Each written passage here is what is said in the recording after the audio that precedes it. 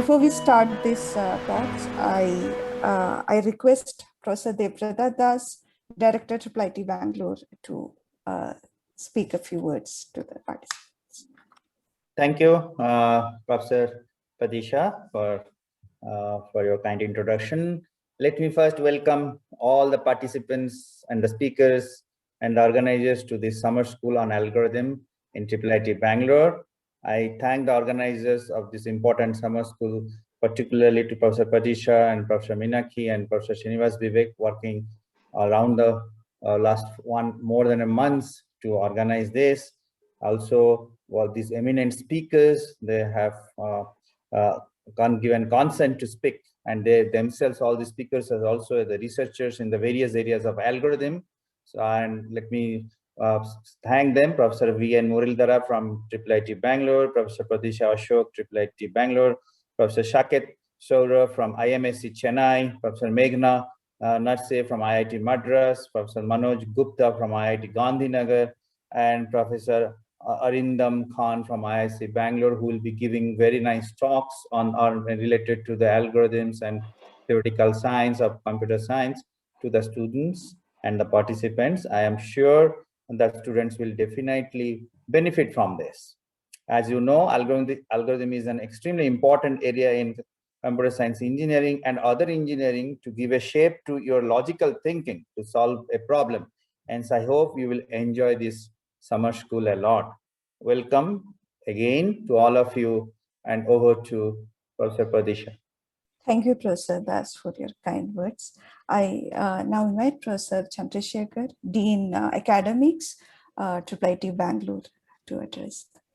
Thank you, Professor Padisha, and welcome to all to the third summer school on the theoretical foundations of computer science. So we have a very, very interesting set of talks that are lined up for this year, and this time the focus has been is on algorithms. And in general, I think the summer school is a great opportunity for all for everyone, including the researchers and even students to step back from the regular academic activities and kind of strengthen some of the foundational aspects which go a long way in multiple fields of engineering, as Professor Das mentioned.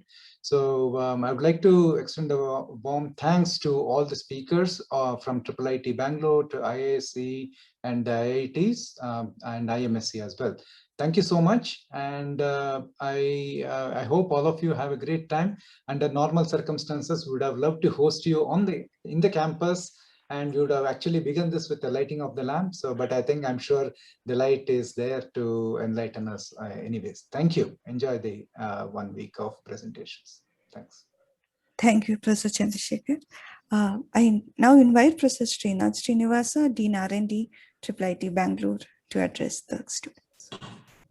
Yeah, thank you, Professor Padisha. Again, I really don't have much to say.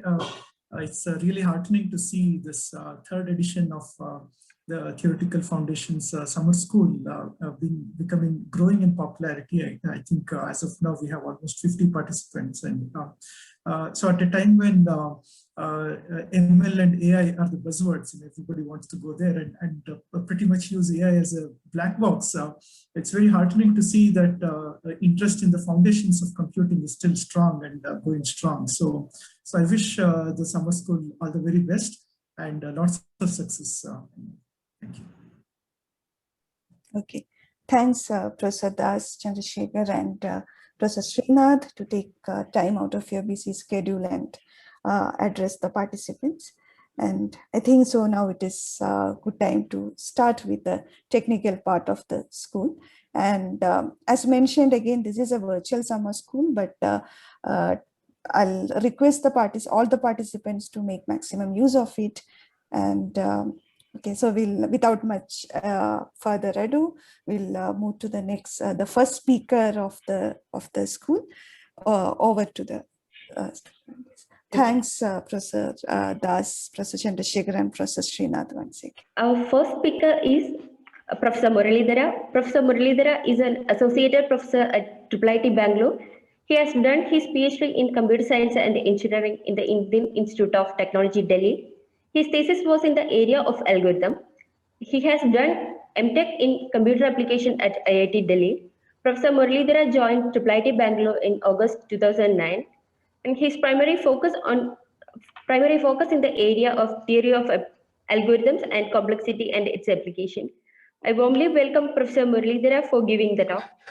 And one more thing, all the discussion on this talk is in Zulip on the topic approximation and algorithms. And over to you, sir. Yeah, so today I'll be talking about approximation algorithms. Just to give a background, I'm sure all of you have done a course on algorithms where you have studied efficient algorithms. The efficient algorithms basically means the polynomial time algorithms. And you must have also known about so what are known as Tsp problems. And there are several other problems for which as of date we are not able to design efficient algorithms. So that's where the approximation algorithm and other techniques are going to come into picture. So one of the ways of dealing with hard problems, when I say hard problems, algorithmically hard problems, is to design approximation algorithms. When I say approximation algorithm, we want efficient algorithm which may not give you the exact optimum, but will always give you something provably close to the optimum, right? So what exactly mean by this, we will see some examples in today's lecture. Other ways of dealing with is parameterized algorithms. Professor Pradisha will talk about this in the afternoon today. And there are also other paradigm of algorithms. One is known as online algorithms, where you do not know all the inputs or the data for the algorithms well in advance. A classical example is if you have to look at this scheduling for this Ola cabs, right? So you don't know what are all the requests which are coming in, at what time request comes in, and from where the customer has to go to which destination, right? So this happens. So this is a classical example of an online algorithm where the input of the data, the request come online, and as and when the request comes, your algorithm should be able to design a efficient way of assigning a cab to this particular customer and routing it, right? So that's where the online algorithms come into picture. Basically, you don't know the inputs well in advance. You learn about the inputs as and when you progress. And the online algorithms are expected to deal with this uncertainty. And we always compare the performance of the online algorithm with the worst case on offline algorithm. So whereas in offline algorithm, everything, all the inputs are known well in advance. Going back to the cab example, let's say that you're only allowed to book for tomorrow, right? So you can say at what time you want to go from where to where. So if that is the case, then by 12 o'clock in the night, I have all the data. Maybe I can run a very complicated algorithm for 5-6 hours, and you have the schedule for tomorrow, right? So the performance of online algorithms is always compared to the performance of the offline algorithms. So Dr. Arindam Khan will be talking about online algorithms sometimes later during this summer school. There's another class of algorithms called dynamic algorithms. The classical example is that you have the graph algorithm, shortest path, right? To be very specific. So the graph, let's say that I want to go from Electronic City to airport, right? So right now, if you ask me what is the shortest path, it will give me some shortest path. But after some time, if I try, the shortest path could be different. So this is because the graph itself is dynamic. In other words, the congestions along this network can change over a period of time, or some of the links can go up or go down, right? So some of the roads may be closed because some VIP is visiting, or some of the roads may be closed because of some accident or some road maintenance. So graph theoretically, you can think of this as there is a graph. Your objective is to maintain the all pair shortest path at any point of time. But then what may happen is that some of the weights can be added, some of the edges can be added, some of the edges can be deleted, and you may also change the weight of some of these edges. So when these changes happens, how quickly can you update the shortest paths, right? Here again, it may not be possible to exactly compute the shortest paths, but in practice, we are okay with an answer which is very close to the optimum answer, right? So if the shortest distance is 60 kilometers, but if your algorithm can quickly, right? So compute more specifically, if you can have a linear time algorithm which can update the shortest paths, but will give you very close to the optimum, that will be very good. But otherwise, you can always apply the all-pay shortest path, which will take n cube time to compute the all-pay shortest paths. So these are the kind of things that you're going to see in the summer school. So these are beyond your first level course in algorithms. These are generally to deal with the NP-hard problems, but some of the techniques here again will apply to designing efficient algorithms, right? Not necessarily for NP-hard problems. So today I am going to focus on what are known as approximation algorithms. To be more specific, we will be considering what is known as minimization problems. You can define similar thing for the maximization problem. So A here always denote the algorithm, performance of the algorithm that I have. So an algorithm A is said to be an alpha approximation algorithm if the value given by A is at most alpha times the optimum. Okay, so where the optimum is the optimum best possible solution, right? So if a problem has a solution of 100, but if I give you an answer which is smaller than 200, I may not be able to give you the shortest path of 100, but I may be able to give you shortest path within 200 distance. So such an algorithm is going to be called as two approximation algorithm. In general, here we call it as an alpha approximation algorithm. So note that the algorithm A is the algorithm that I am designing, which has to be efficient. We should be able to compute it efficiently. But the optimum is a known optimum algorithm, right? So optimum value. So there may not be an efficient algorithm to compute the optimum. For example, if you look at the NP-hard problems, given a problem, there's no easy way to figure out what is the optimum, right? So if we knew how to compute the optimum, then there is no need of an approximation algorithm, right? So the idea here is the challenge here is to guarantee an algorithm which will give you alpha approximation algorithm without knowing the actual optimum, right? So that's the challenge. We will see an example, a small example to begin with, what is known as Vertex cover. And we'll also discuss approximation algorithm for a standard problem called Dsp, that is traveling salesman problem. These algorithms are very simple. We'll try to ensure that all of you understand the technique here and what is the method used to prove. First thing is to come up with an algorithm, and the second thing is to show that this is in fact provably a good approximation algorithm, right? So that's what is the focus of this lecture. So we will just focus on two problems, try to understand all the details, but if the participants have any questions at any point of time, so I think the first thing that you should understand is that everybody should, if you are not familiar with these problems, then it will take some time to understand what these problems are. Then we'll quickly go through the algorithm. So if you have any questions, please feel free to stop me. I think if you have any questions, please write it in the chat window. We will take the questions and go forward.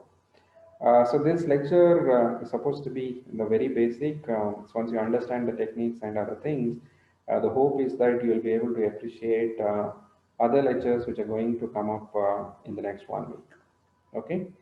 Having said that, there are a lot of, even though, for example, the Tsp, the traveling salesman problem is a well-studied problem. There is a history of about 60 to 70 years of work on this. But there are some major breakthroughs in the last 2 years. Okay, we will show. I'll mention those results towards the end of today's class. Right. So even though these are very basic problems studied for several decades, there are still some unsolved problem and some real breakthroughs are happening in the last 2 years. So with that note, let's start with the first problem. So the first problem that I want to discuss is what is known as the vortex cover problem. So you are given an undirected graph, so we'll only consider unweighted case. In a undirected graph, a subset of vertices, right? So that's call it as VC, is called as a vertex cover of a vertex cover. If given so if VC is called a vertex cover, if given any, so this should be if, right? So not all. Given any edge, there is at least one endpoint in the vertex cover. Okay, it's a collection of vertices, so that correct. So what is the difference between dynamic and online, right? So online is you know nothing, right? So you, for example, in all the cab example that I gave you, you have absolutely no idea about the future, right? So any input can come anytime. So your algorithm has to adjust to that situation. But whereas in the dynamic program, it's a kind of online, but it's not really that kind of online thing, right? So the example is you have a graph, you already computed the shortest path, but there are some minor changes that are happening. Some edges may be added, some edges may be deleted, or some of the weights of the edges can change. That's the only thing that's allowed in the case of dynamic algorithms. Okay, it's not that some new vertices come up and the graph itself changes drastically, right? So you have some basic graph, you already have the shortest path, but some minor changes that will keep happening to the graph. So your objective is to keep track of the shortest paths. So if you want to keep track of the exact shortest paths, then every time when the graph changes, then you have to apply the NQ kind of algorithm and keep track of it. But if you're okay with an approximate answer, right, so very close to the optimal answer, there are much efficient algorithms to do it. Okay, so that's the difference. I think if it is still not clear, I think wait for 1 or 2 days. I think there will be 2 eminent people talking differently on online as well as dynamic algorithms. Okay, so let's come back to the vertex cover problem. In the vertex cover problem, let me repeat, you are given a graph, this undirected graph and unweighted graph. A subset of vertices is called a the subset of vertices is called a vertex cover. If given any edge, at least one of the endpoints should be there in the vertex cover. Okay. Examples could be that you have a network of different parts of the city, right? So, or different cities in a country, and there are highways, and the endpoints are some cities. Okay, so you have the roads connecting two important cities. Okay, so we want to have some, let's say, multi-specialty hospitals in most of the cities. But having hospitals in all the cities is too costly. So we want to build hospitals in such a way that if you take any highway, at least in one of the endpoints, there is a there is a hospital. Similarly, you can look at a network of a taluka or some district. So you want to build enough schools so that every child will get a chance to go to the school. So it may not be possible to have build cities in every village, but when two villages are connected, I think so we want to build enough schools so that if the child has to go to one of the endpoints, there will be at least one school. Okay. In general, if you in graph theory, if you take any edge, at least one of the endpoints should be there in the vertex cover. So if you take the entire set as V of C to be V, right? So certainly that's a vertex cover, right? So if you pick up all the vertices, then obviously it's a vertex cover. But then, so that's not a good vertex cover. So what I want to do is that I want to pick the minimum number of vertices such that it covers every edge. And that's what is called as the minimum vertex cover. The focus of this lecture will be on minimum vertex cover. And this is an NP-hard problem. Essentially means that there's no efficient algorithm known to solve this problem. Okay. So what we will do in this today's lecture is we will show an easy two approximation algorithm for this problem. So let me pause and take some questions. So there will be lectures dedicated to each of these topics that I mentioned. Yes. So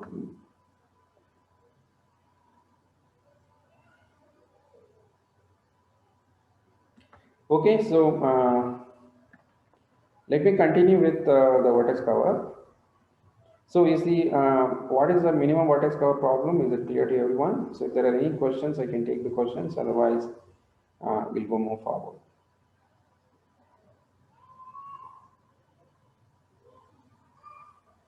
Yeah, two approximation means that I'm going to design an algorithm which will always give me an answer which is at most 2 times the optimum. Whereas we don't know the optimum, right? So if I knew the optimum, then I don't have to design an approximation algorithm. I don't know what is the optimum, but whatever optimum that you can find, my algorithm will always be 2 times, at most 2 times the optimum. An example could be the optimum vertex cover is 100, then I won't be able to give you a 100 as the answer, but I'll always give you a solution which is smaller than 200. Okay, so that's what it means by saying that it's a 2 times the optimum.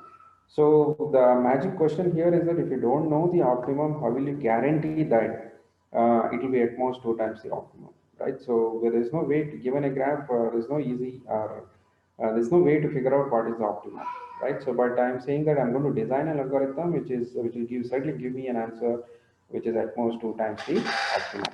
So we will see how this can be done. Yeah, so that's the whole point. So we don't know the optimum, but still I'm going to design an algorithm which will guarantee to be 2 times the optimum. Okay, so that's the magic that's going to happen now. Okay, so before I design the talk, it's a very easy algorithm, very easy to understand, and the analysis is also not very hard. So just before I go to the algorithm for the minimum vertex cover, I want to define another problem. Again in the graph theory, and I will show you the connection between these two problems. So the one problem, let's say there is another question.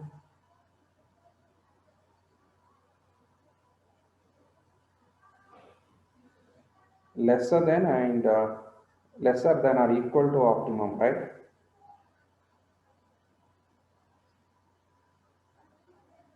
So when I say lesser than or equal to, you can just write may not be strictly smaller. We have to there has to be an equality there, right? So when I say two approximation, this is lesser than or equal to, right? So when I wrote here, this should have been less than or equal to.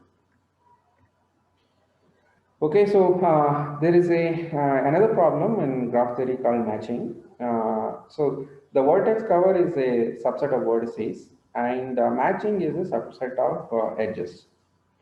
So we want to collect a subset of edges such that no two edges have share the common endpoint.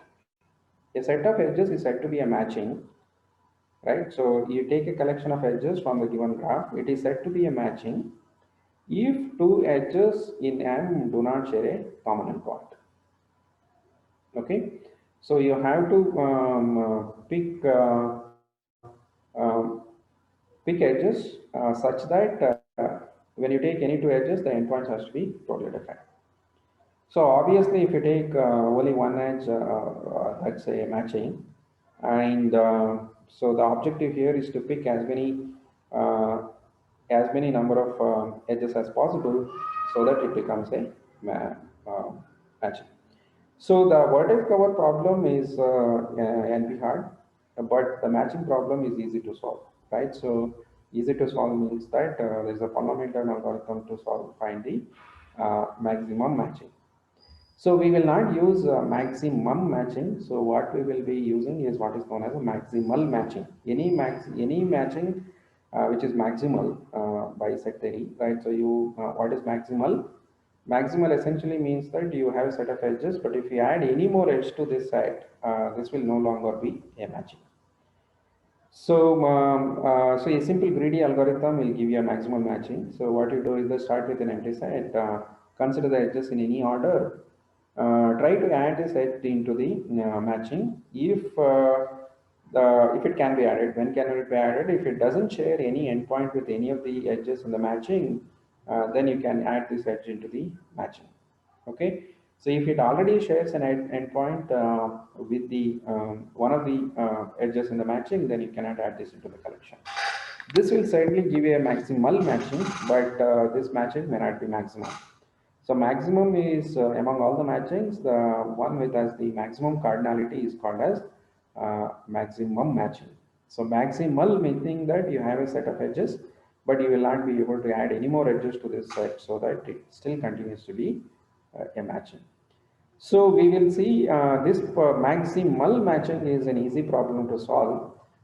So there is a simple greedy algorithm which will give you a maximal matching. So we will use that this particular algorithm to design two approximation algorithm for the vertex cover problem. So maximal basically means that you can't add any more edges to this, so that it still continues to be a matching. Okay, if you add any more edge to this, this will not be a matching. Such a thing is called maximal. Maximum basically means that among all the matchings, this has the maximum cardinality. Any matching which is maximal need not be maximum, right? So you can just take a small example like a graph like Z. If you take the crossing edge, then that's a maximal matching. You can't add any more edges to it. But the maximal is the upper and lower part of Z, right? So there are two edges which forms the part of the maximum matching. But the maximal one, the cross edge, if you take that edge, you can't add any more edge, right? So that's the maximal matching, but maximal matching need not be maximum matching.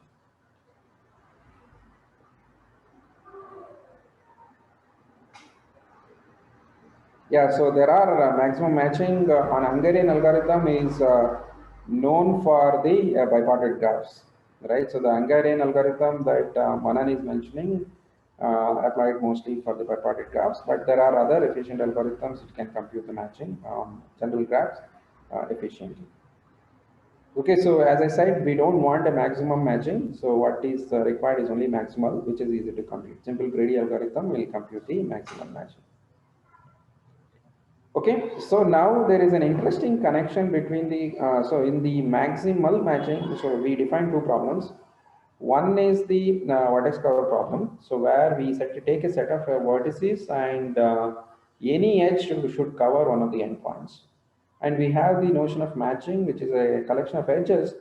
When I take two edges, it should not share a common endpoint. So interestingly, and the objective in vertex cover is to find the minimum vertex cover, and in the matching is to find a maximal matching. So there is an interesting connection between this vertex cover and the matching problem.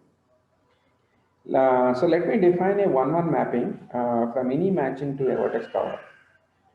Okay, so let's assume that the graph, the vertices are numbered from 1 to n. Okay.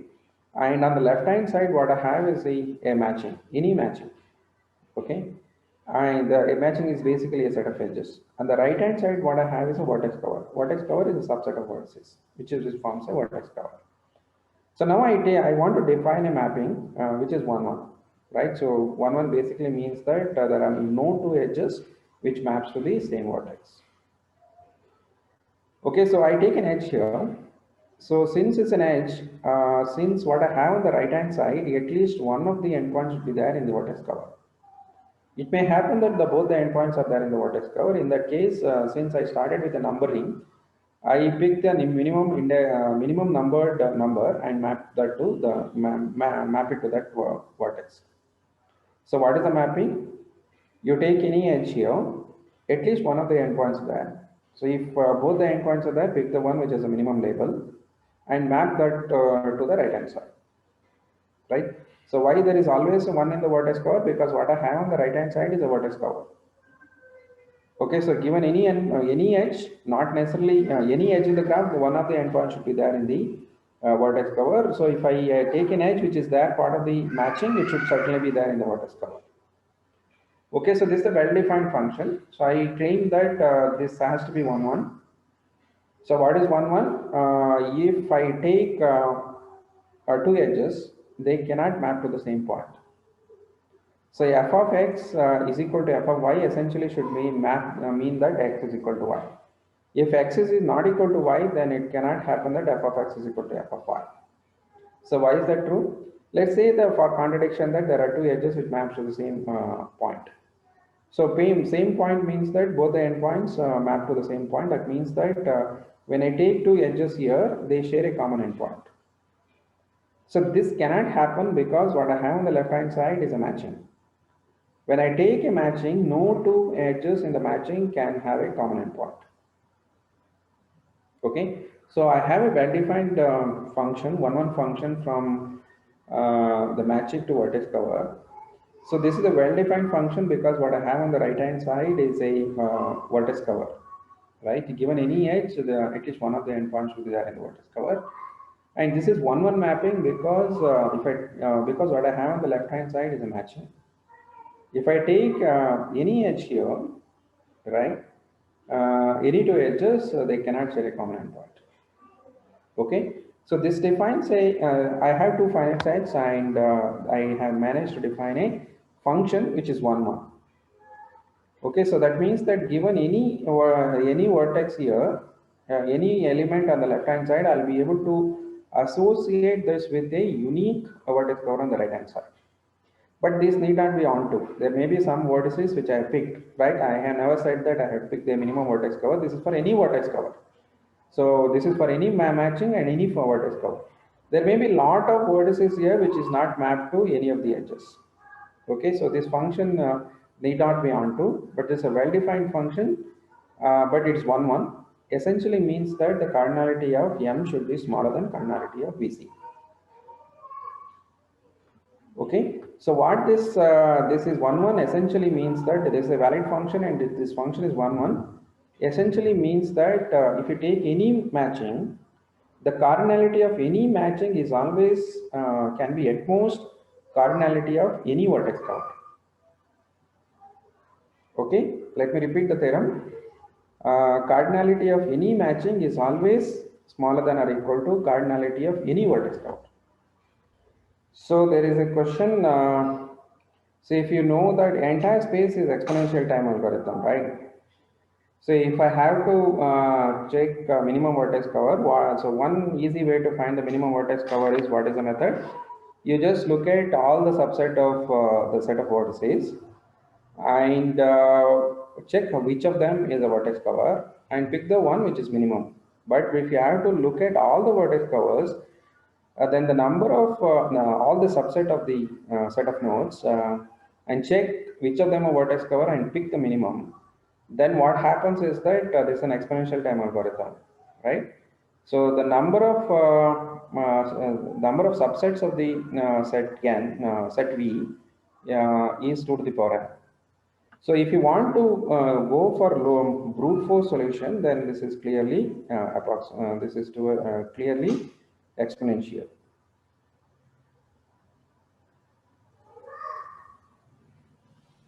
Right, so I think exponential, that is exponential, right? That's not good enough. So I thought that's what you meant by looking at entire solution. Looking at entire solution space is not an option. That's clearly exponential. So when I look at approximation algorithm, that has to be efficient, right? So it has to be polynomial.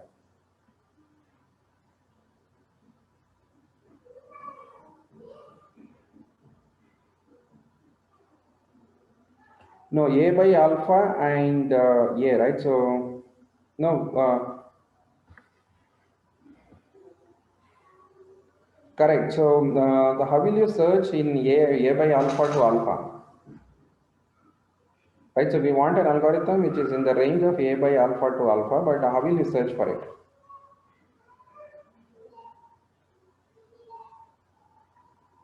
Yeah, so that will be brute force. Yeah, correct.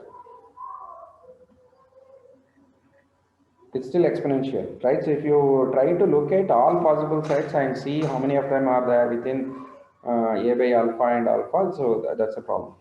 Okay. Okay, so let's continue. So what I said is that if you take any matching, the cardinality of any matching is always smaller than or equal to the vertex cover. Okay, so in order to find the vertex cover, what I will do is that I will just find a matching and then see connect it to the optimal vertex cover. Okay, so how do I find the maximum matching? It's very simple. So as I said earlier, you start with M to the empty set. Consider all edges, right? So consider all edges in any order, and if it can be added to M, add it, right? So take the empty set, consider the first edge, add it to M. Now consider the next edge in the sequence. If it already shares an endpoint with one of the edges that is already picked in the matching, then this edge cannot be considered. In that case, you just ignore this edge. But if it does not contain any edge endpoint with any of the edges that are already picked, so you pick that into the vertex cover. So at the end, what you really have is a maximum. What you have is a maximal matching. So in order to pick the maximum matching, so the algorithm A, once you find the maximal matching, what it does is that you just take both the endpoints into the vertex cover. So you find a maximum matching, then you pick any edge, so you find the maximum matching and pick both the endpoints of every edge in the maximum matching into the vertex cover. So the first claim is that this is a valid vertex cover. Why is it a vertex cover? Because if you take any edge, it should have, since what I have is a maximum matching, it should share at least one of the endpoints with the maximum matching, right? So if it doesn't share any of the endpoints with the maximal matching, then the matching that I have is not maximal. I could still add this edge into the collection. So the algorithm that I just described should have considered this edge. Okay. So if you pick any edge, it cannot be added to the set as set of edges in the matching, because if it was possible to add it, I could have added it. Okay, so it was not added because it shared at least one of the endpoints with the matching. So if I pick both the endpoints in my vertex cover, at least one of them should be there in the vertex cover. Okay, so since what I have is a maximum matching, if you give me any edge, at least one of the endpoints should be there in the vertex cover. Okay, so if you find the maximal matching and pick both the endpoints, what I have is certainly a vertex cover. So the number of edges that I have, number of vertices that I have in the vertex cover is double the number of edges that I picked. Okay, so A is 2 times M, right? So A is the set of vertices that I'm going to pick, which is exactly equal to 2 times the maximal matching. Okay, so I take both the endpoints in the matching. So the number of vertices that I ended up picking is 2 times M. But for any matching, right? So for any matching, this should be any matching is smaller than the optimum vertex cover, right? So you can just read it this VC as optimum. So optimum for the vertex cover. So you can always write this VC as optimum, right? So any matching, the cardinality of any matching is always smaller than or equal to any vertex cover. So in particular, the maximum matching that I computed will always have a cardinality which is smaller than optimum cardinality of the vertex cover. So this theorem is very important. M is smaller than VC essentially means that if optimum is the optimum vertex cover that I have, right? So if M is the matching has a cardinality smaller than the vertex cover for any matching and any vertex cover, then if I compute any matching, this will always have a cardinality smaller than the optimum vertex cover. It doesn't matter what is our vertex cover. I don't care what is the size of the vertex cover. Any matching that you compute will always have a cardinality smaller than the optimum vertex cover. So this implies that whatever is the algorithm that I computed is smaller than 2 times the optimum possible vertex cover. Right, so I don't know our vertex cover, but I'm still able to guarantee that whatever I have is always smaller than 2 times the optimum. So this main thing is because of the lower bound that I proved, right? So I'm using a lower bound which is the matching. Okay, it doesn't matter what is the vertex cover, but the matching that I compute will always be smaller than the any vertex covers. In particular, it will be smaller than the minimum vertex cover. Okay, so this proves that it's a true approximation algorithm. So any questions about the proof? Is it clear to everyone? So is it clear now why even though I do not know what is the optimum, but I still have a true approximation algorithm.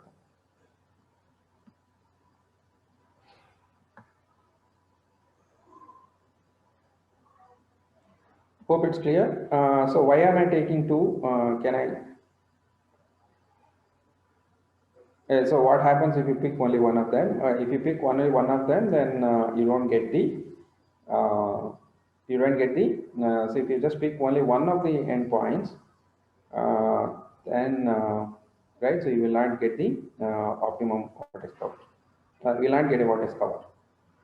Right? It's important that you pick both the endpoints.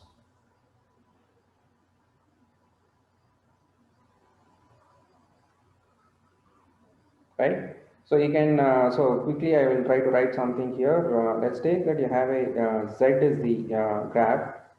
So you can pick this vertex and let's say that the edge which is crossing, right? So that is a matching. Once you pick this particular edge, I think I will change my this thing. Yeah, so I can pick this as the edge. If I just pick one of the endpoints, right? So if I just pick this one as the endpoint, then if I pick this particular edge, right? So this none of the endpoints is in the vertex cover.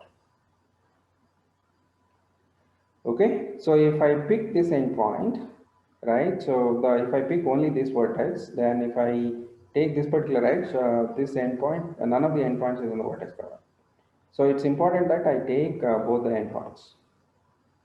Okay, so if I pick both the endpoints, if you take this edge, slightly this endpoint is there. If you take this particular edge, cross edge, then both the endpoints are there. But if you take the below edge, one of the endpoints is there.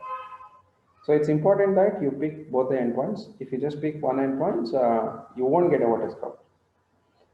Because any edge that you take guarantees that one of the endpoint is there in the vertex cover. So one of the, it says, so what is the proof that we said? This is the maximum matching. So if you pick this edge, it certainly shares one endpoint with the matching. But if you have picked only one edge from this matching, that may not be the one which shares, which is common with this edge. Okay, so the proof that I said here to prove that if I pick both the endpoints, only then what I have is a vertex cover. Right, so if you don't pick both the endpoints, then I cannot guarantee that set of vertices that I picked, which are the endpoints of the matching, does not guarantee to be a vertex cover. I hope that answers question. Yeah, so I showed you an example for this. Okay, so the moment we design an approximation algorithm, there are a few questions that we ask ourselves. The first question that we ask ourselves is that this is a true approximation. There is a proof that this is true, right? But can I do something else instead of picking all the endpoints of the matching? Can I pick some of them? Okay, is there a better way to analyze this algorithm so that I get an approximation factor which is better than this, right? So if I fix this algorithm, is there a better way to analyze this and get a better approximation algorithm? Answer is no. If you just take, you can take this square.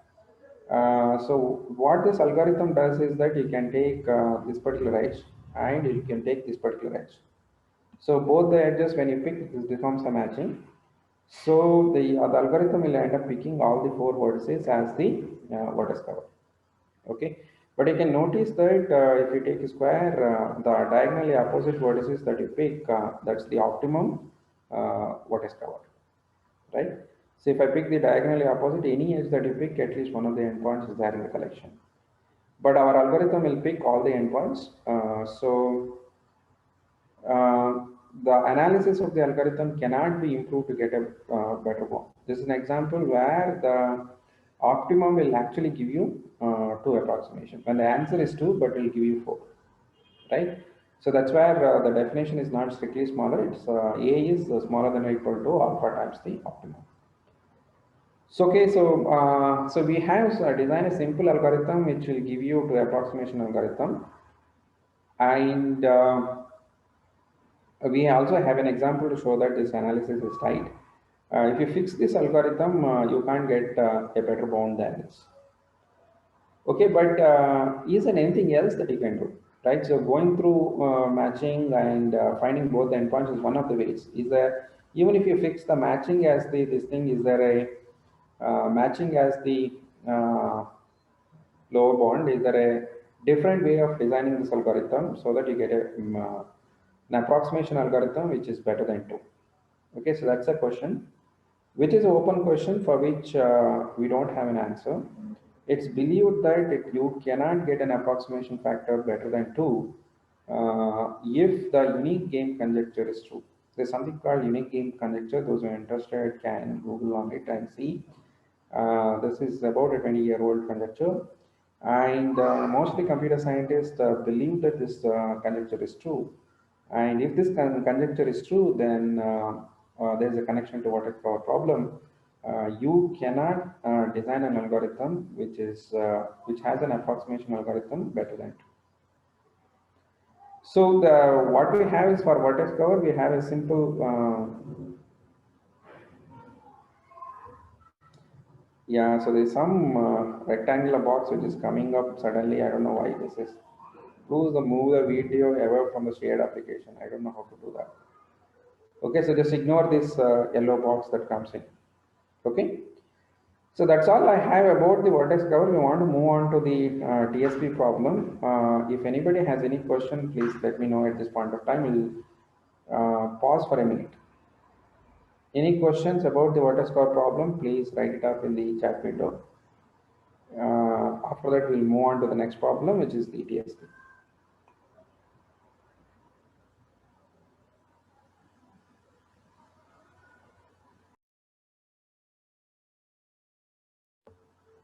Okay, so there are no questions. I'll assume that everything is clear to everyone.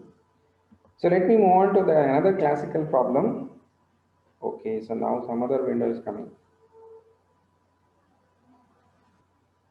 Okay, so given a, all of you know, probably have heard about the Dsp problem. Dsp stands for the traveling salesman problem. Given a weighted graph, find a tour which visits every vertex once with the minimum cost.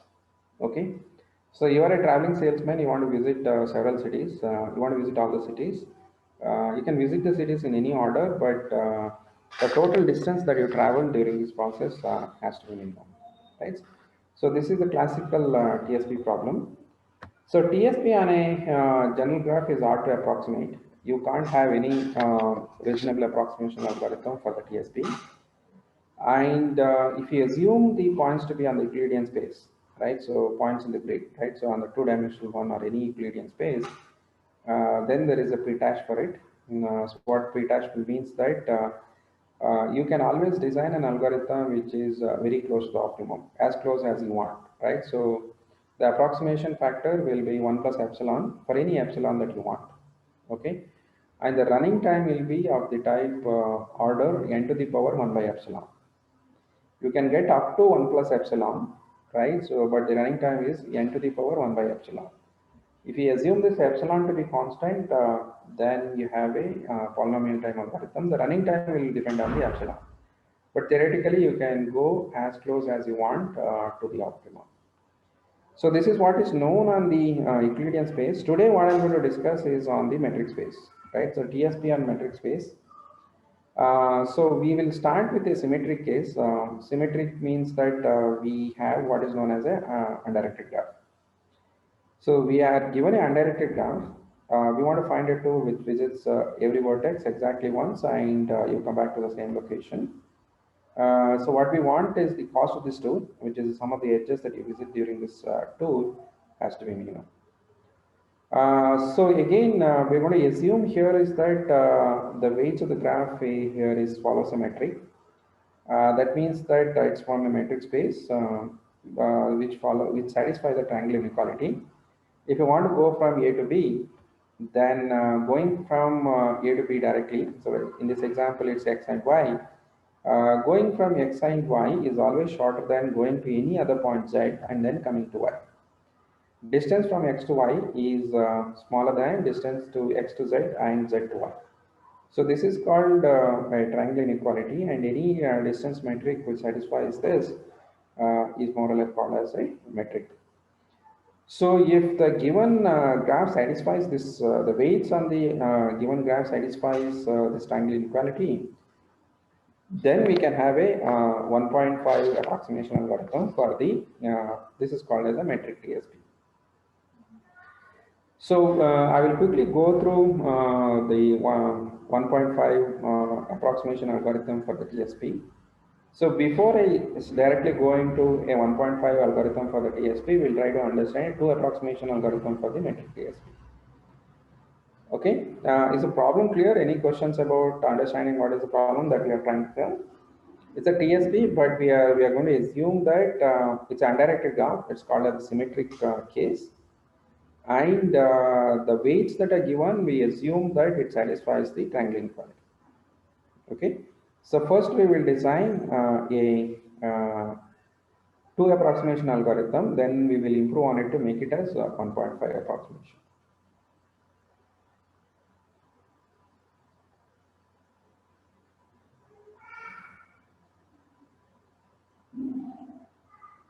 Okay. So in order to, the lower bound that I'm going to use in the case of our metric TSP is the MST. Okay. The claim is that MST is always, so MST is minimum spanning tree. So in the previous case, I said that matching is a lower bound for the Vertex problem. I showed that if you take any matching, that the weight of any the cardinality of any matching is smaller than or equal to cardinality of any vertex power. So using that lower bound, I was able to show that compare it with the optimum. Here, the lower bound that I'm going to use is the MST, the minimum spanning tree. Claim is that the MST is always smaller than or equal to any TSP solution. The minimum spanning tree is always smaller than or equal to solution to any solution to the. In fact, minimum spanning tree is smaller than or equal to any solution to the traveling salesman problem. Okay, which so since that since the problem that we are considering here is the TSP, so optimum will essentially means here is the optimum solution to the TSP. The claim is that MST is always smaller than strictly smaller than the optimum. So can everybody see this? Right. So what I do is that given a graph, I find a optimum TSP. So optimum TSP will visit every vertex and come back to this. So this contains a cycle. Now I pick any edge and delete it. Take one edge and delete it. So the weight in this graph is strictly smaller than the optimum TSP. And what you see here is that this is a spanning tree. Right? It connects every vertex. So this has to be a spanning tree. So the minimum spanning tree will have a weight smaller than this. Minimum spanning tree is a minimum among all spanning trees. So I took the optimum solution to the TSP, I deleted one edge. So what I get is a spanning tree. The minimum spanning tree should have a value smaller than this because this is a spanning tree. So which essentially implies that minimum spanning tree is smaller than the optimum. So optimum to the TSP. Is this clear to everyone? Any doubt in this? So even if the weights are negative, so yeah, so if all the weights are negative, yeah, then it's a problem, right? So, so if all the weights are negative, then yeah, then it's a problem. Yeah, argument doesn't work if all the weights are negative, right? So if I take the minimum spanning tree and so the TSP and assume that all the weights are negative, then this argument doesn't work. But even if there is one positive weight, right? So what I'm going to delete is that I'm not going to delete an arbitrary vertex. What I'll do is that I will add, so I will take the maximum weighted edge. I'll pick the maximum weighted edge and delete it. So if the maximum weighted edge is positive, then I'm deleting a positive edge, right? So that should solve the problem. Okay. So we'll, for simplicity, we'll assume that not all the weights are negative. So triangle inequality, this argument doesn't require the triangle inequality, right? So this is true in any graph. But I just want the fact that at least one of them is positive, right? So not all of them are positive. So there can be negative weights, but as long as one is positive in this TSP solution, I take the maximum weighted edge and delete it, right? That should give me a solution which is smaller than the TSP. Yeah, so okay, so now once I have the MST, so what I do is that I double the edges of MST. So what do you mean by doubling the edges of MST? For every edge, let's say that this is the minimum spanning tree that I have. Just add one more edge. Just consider the multi-graph and let's call it as MST dash. Just add one more edges to this. Take the edges in the MST, there will be n-1 edges. Just add one more edge to the edges of MST. So there will be 2 into n-1 edges. This is a multi-graph. Okay. So once you added double the edges, all the nodes will be of even degree now. So why is this true? Because there was an edge. For every edge, I added one more edge. So every node will have an even degree now, right? So if there was only one edge outgoing from this particular vertex, then that would have had a odd degree. So I'm doubling the edges. After I double the edges, if you consider this multi-graph, every node will have an even degree. The moment you have an even degree, the moment the graph has all nodes in the graph has even degree, then you can find a Euler cycle. So Euler cycle basically means that you have a cycle which contains all the edges exactly once. So we wanted a TSP which visits every vertex exactly once.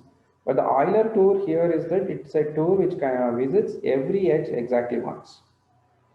So there is a theorem which says that a graph will have a Euler cycle. Euler cycle basically means that it's a cycle which contains every edge of the graph exactly once. A Euler cycle will have a graph will have an Euler cycle if and only if every node in the graph is of even degree. Okay. Once you are guaranteed that the graph has even degree, applying BFS, you can find modified BFS, you can find the Eulerian cycle. Okay. So what is the problem with the Eulerian cycle? Eulerian cycle will have, what is the difference between Euler cycle and the TSP that we need? Euler cycle will have every edge once, so it may repeat some of the vertices. Okay. So we don't want repeated vertices in the TSP. So what I do here is that if there are repeated vertices, what I do is that I do what is known as a shortcut. Okay, so what I do is that the vertex B is repeating. Let's say that I start with one vertex. I start following these Eulerian cycles. I got the same vertex. Let's call this as B vertex. I got this B vertex again, right? So what do you mean by B vertex again? Before this B, and there was an A here. From A, I went to B. B is the vertex which is repeating. It's coming the second or third time. I don't want this to be in the TSP, but in the TSP, I want to visit only once. Okay, and after that, you're going to C. So what I do is that I skip this vertex, I modify the path. Instead of going to B, what I do is that I directly go to C. So this is where the metric property is coming to picture. So if I go to from A to C directly, the weight of A to C is always going to be shorter than going from A to B and then going from B to C. Distance from A to C is always going to be smaller than distance from A to B and then from B to C. So this basically means that this shortcut is really a short. Okay, in other words, if you skip this vertex B and go there, you get a path which is shorter than what you had earlier. So this shortcut technique is used to construct the TSP tour from the Eulerian tour. So you have the Eulerian tour where there are several vertices which are repeating. Let's say that these are the vertices which are repeating. So when there are some vertices which are repeating, you just do the shortcut. You skip this vertex and go to the next one. Because this is where the metric property is very important. So when you skip this and go to the next one, I want to guarantee that the weight of the path that you construct will be shorter. This is actually guaranteed by the metric property. Right, so till now we have not used the metric property. This is precisely the place where I'm going to use the fact that what I'm given is a metric property. So what I do is that I find the MST, I double the edges. So when I double the edges, whatever multi-graph that I get, that will have 2 times the MST as the optimum. So 2 times optimum as the total weight. Then I find the Eulerian cycle. Eulerian cycle will have exactly 2 times the MST as the total weight of the edges there. Then I do the shortcut. Okay, when I do the shortcut, doing shortcut is basically to ignore all the edges, all the vertices which are repeating. When I do the shortcut, what I get is a Tsp tour, which will guarantee to have a value which is smaller than the 2 times the optimum. So what I have is certainly smaller than 2 times the MST, but MST is a lower bound for the optimum, right? So MST is always going to be smaller than the optimum. When I write optimum here, optimum to the Tsp problem. So this algorithm, double the edges, find the Eulerian cycle, use the shortcut to cut off all the repeated vertices. We'll give an algorithm to find the Tsp solution, and it's guaranteed that it's a 2 approximation algorithm. Let me quickly take some few examples in 2 questions that we have.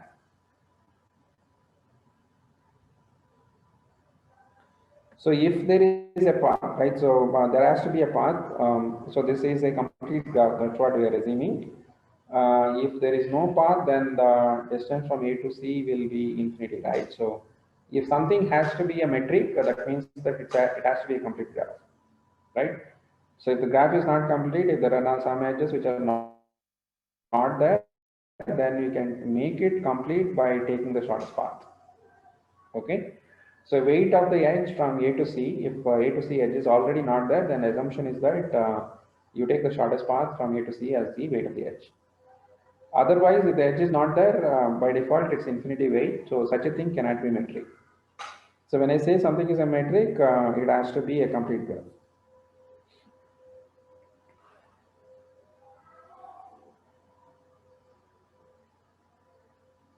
So in case the metric property is not there, as I said, on a general graph, this problem is hard to approximate.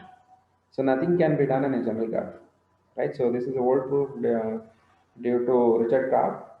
He has a connection to, if you have an approximation algorithm to solve the Tsp on a general graph, then we will be able to solve the Hamiltonian cycle problem. Okay. So since the Hamiltonian cycle problem is NP hard, it's NP hard to get a non-trivial approximation algorithm for a Tsp on a general graph. Okay, unless you do assume anything on the, as I mentioned, if the given graph is a Euclidean space, then you can do very well. If it's a metric space, you can have a constant fraction approximation. That's all, right? So for a general graph, all bets are off. Path always exists because we are constructing a minimum spanning tree. We are assuming that the graph is connected, right? So we can talk about the minimum spanning tree as long as the graph is connected. But if the graph has to be a metric, it has to be a complete graph.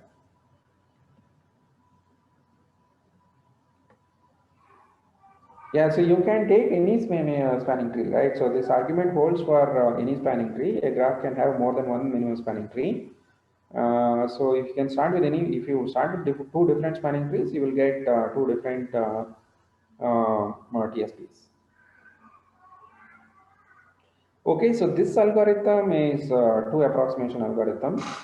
What I'm going to discuss now is to modify this algorithm. Exactly same algorithm, if you fix, this is still going to be 2 approximation. There is an example where you actually get 2 approximation algorithm. We'll not get into the details.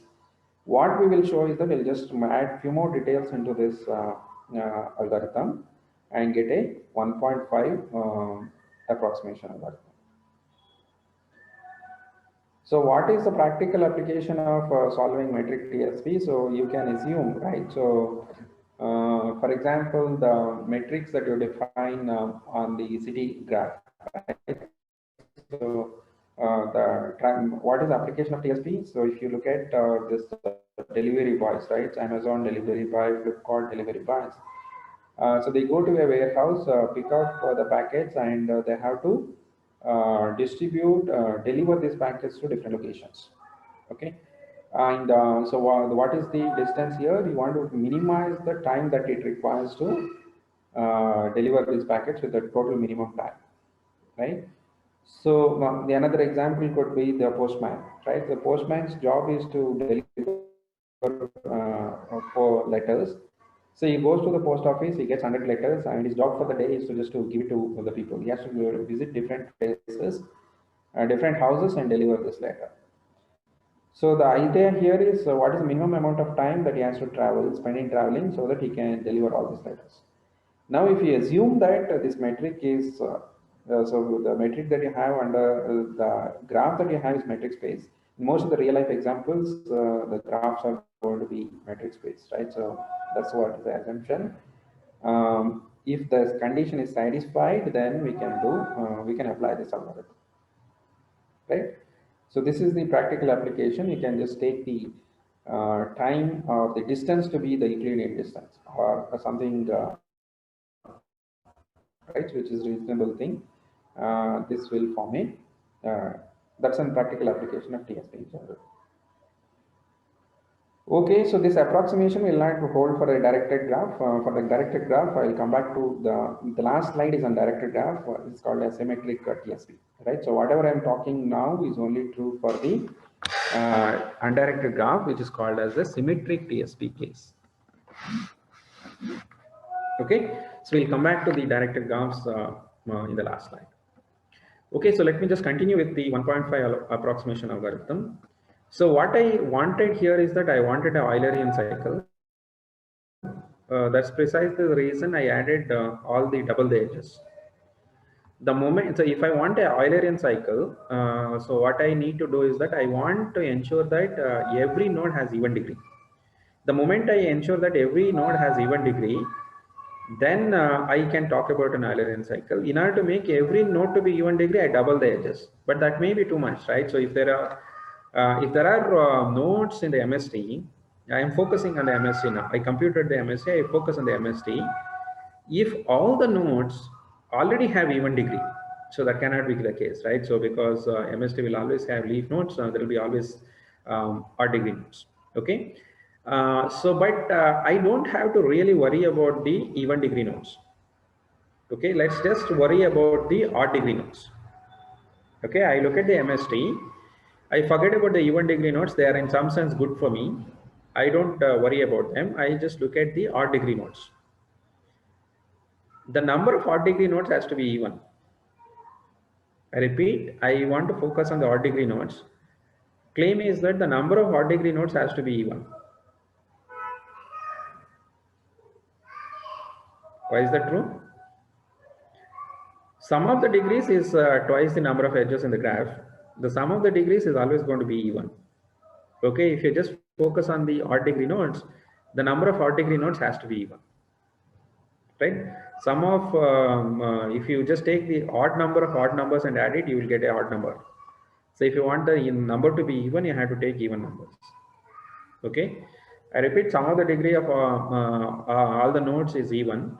So if I exclude even numbers and only look at the odd numbers, some of the odd degree vertices, some of the degrees of the odd degree vertices also going to be even.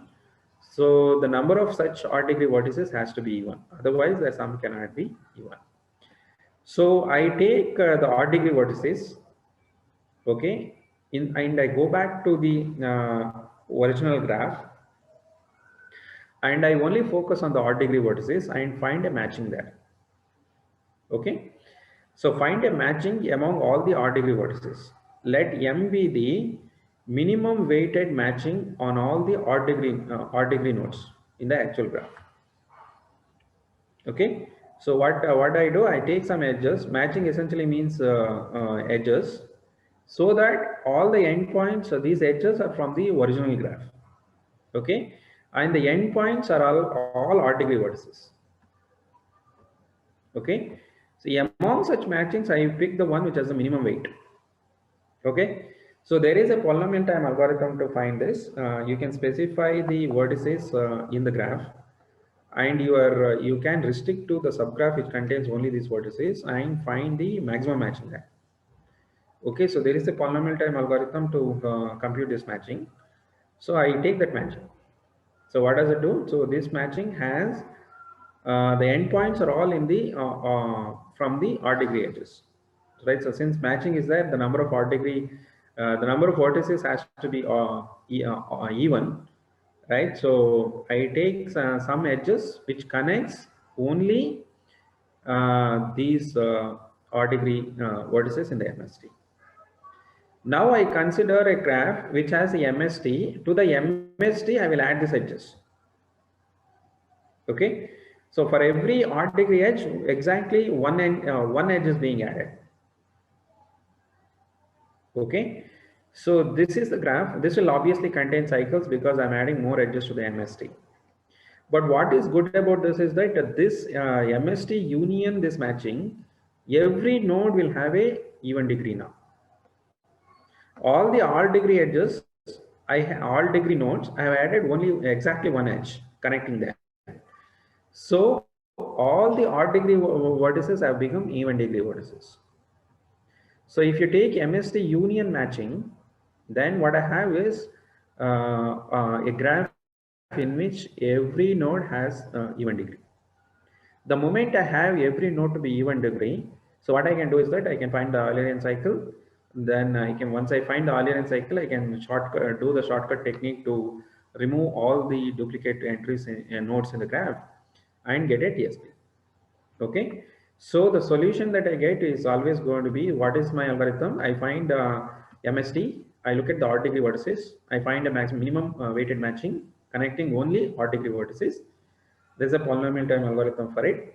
So once I do this in this MST plus union M, every node is of even degree. So you find a Eulerian cycle. Once you find a Eulerian cycle, use the shortcut method to get rid of all the nodes which are repeating in the cycle to get the Tsp.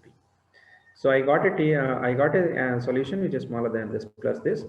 We know that MST is smaller than, so I take MST which is smaller than the optimum, and I want to claim that the minimum matching, the minimum weighted matching that connects only the odd degree vertices is always going to be smaller than half times the optimum. This proof is also easy to see. Let's take the solution to the MST, that is the optimum. The diagram that I wrote here is the optimum. I want to focus only on the odd degree vertices. Okay, so I mark the odd degree vertices. These are the odd degree vertices. I want to find a matching there. Okay, so what I do is that I shortcut the cycle, deleting all the even degree vertices. Okay, I started with the optimum Tsp solution, optimum Tsp solution. I delete all the even degree vertices in this Tsp tool. How do I delete? Do the shortcut. As and when your tool goes through a even degree vertices, just remove that and bypass it. So since the metric property is true, so what I get here is the shorter than the Tsp. So okay, so now I have a cycle which contains only the odd degree vertices, and weight of this is shorter than the weight of the optimum. Okay, now what I do is that I take alternative edges.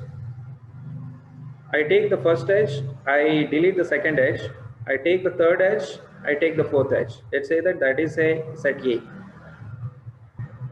Okay, so this set A is the set of all alternative edges. That's a valid matching on the odd degree vertices. So whatever is not in A, you pick that and that becomes, let's call it as B. That is also a valid matching, right? So you took the first edge, you look at what is connected to it, you skip the next edge, right? So you take any edge here, add it to A, the next edge you add it to B, every alternative edges you add it to A and B. And there will be, since the number of nodes is even, the number of edges also even, A gets half of them and B also gets half of them. And both of them will be a valid matching. Because if you take any odd degree vertex, at least one endpoint is there and it covers everything. Now you take the minimum of minimum weight of this. So the minimum weight of this will be smaller than half of the optimum, because every edge is divided into either A and B. If I take the minimum of this will be smaller than the average. Okay, so average is half of optimum. If I take the minimum of these two will be smaller than half of optimum. But my M is minimum among all such possible minimum weights. M is the minimum weighted matching, right? So the minimum weighted matching should be smaller than both A and B. So if I take the minimum of this, that will be smaller than half of the optimum. So the overall minimum, right? So these are only two candidates, but the minimum could be something smaller than this, right? So the M is certainly smaller than minimum of A and B, which is smaller than half of the optimum. This shows that the weight of the minimum matching that I take will be smaller than half times optimum. So this is MST is smaller than optimum, minimum matching is smaller than half of the optimum. So this put together will make it as 1.5 times the optimum. Okay, I hope this is clear. If there are any questions, I will be happy to take.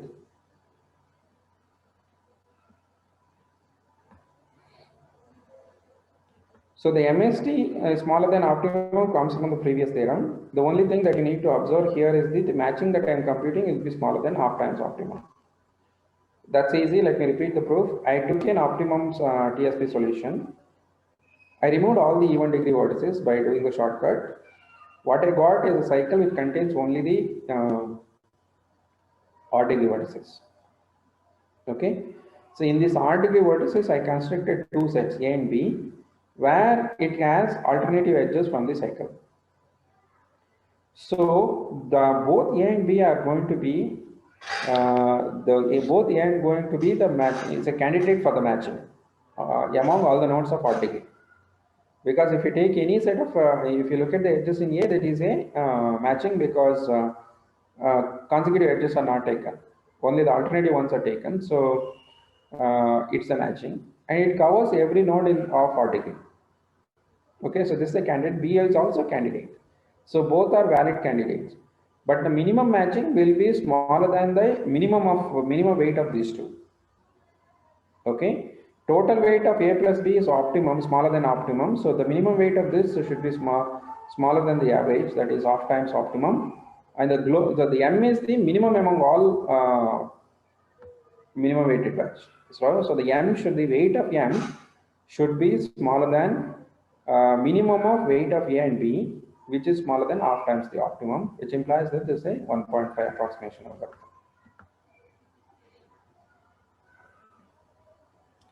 Yeah, so this is M is not simply some doubling. So you have to pick some edges in M are carefully chosen, right? If you just add some arbitrary edges, so this is not going to work. M should be minimum weighted matching among the odd degree vertices. Okay, so that's what should be added. So the moment you pick M such that the minimum matching among the odd degree vertices, this guarantees that this is smaller than half of the optimum. So that guarantees that this entire algorithm is 1.5 times the optimum. So there is an easy example also shows that this algorithm actually takes 1.5.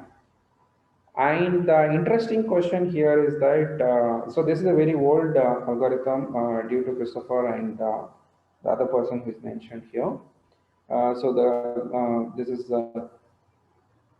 so it was a long open problem asking the question whether we can design an algorithm which is better than 1.5. Okay, so this has been answered very recently, right? So this is a new result in the year 2020. So these four authors mentioned here are able to come up with an approximation algorithm which is slightly better than 1.5.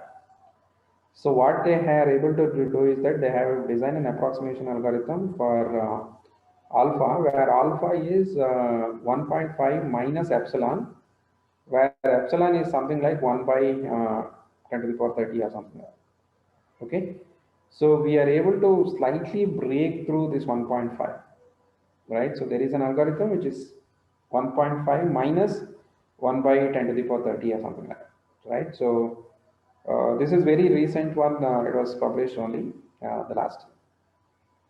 So those who are interested can go and look out for the proof here. These proofs are complicated. This is not as simple as the proofs that we discussed in the class. So then there's a question about the asymmetric case. I can talk about the MST only if the graph is undirected. If at the moment graph is directed, the previous algorithm that I described will not hold. So a log-in approximation algorithm was known for in the asymptotic case for a long time. And it was an open problem to know whether there is a constant fraction approximation algorithm in the case of asymmetric metric Dsp. This has been also answered positively. So the first version of the paper came up in 2017, and the latest version of it is still dated May 2021. So what this says is that there is a constant time approximation algorithm for the asymmetric traveling salesman problem. Okay, so you can search for it in the Google. You see this paper. You are welcome to go back and look at the proof here. Okay, so this is the case when I say asymmetric. This is a directed graph. So even though TSP was studied for 60-70 years, the simple directed asymmetric case, knowing whether there is a constant fraction approximation algorithm, took long time, and this has been resolved very recently. Okay, so with this, we'll close this lecture. Tomorrow afternoon, again, I'll come back with more examples of approximation algorithm. We will use different techniques. So what we have used here is mostly greedy and some lower bound connection to some lower bound to prove that the algorithm that we design are actually alpha times the optimum. So there are other techniques. Other techniques are basically dynamic programming and local search techniques too. We'll show 2 examples on tomorrow afternoon. Okay. So with this, I think we'll close. We'll take questions if there are any. The slides can be made available. I can share the slides, and these videos are also recorded videos are also going to be visible later.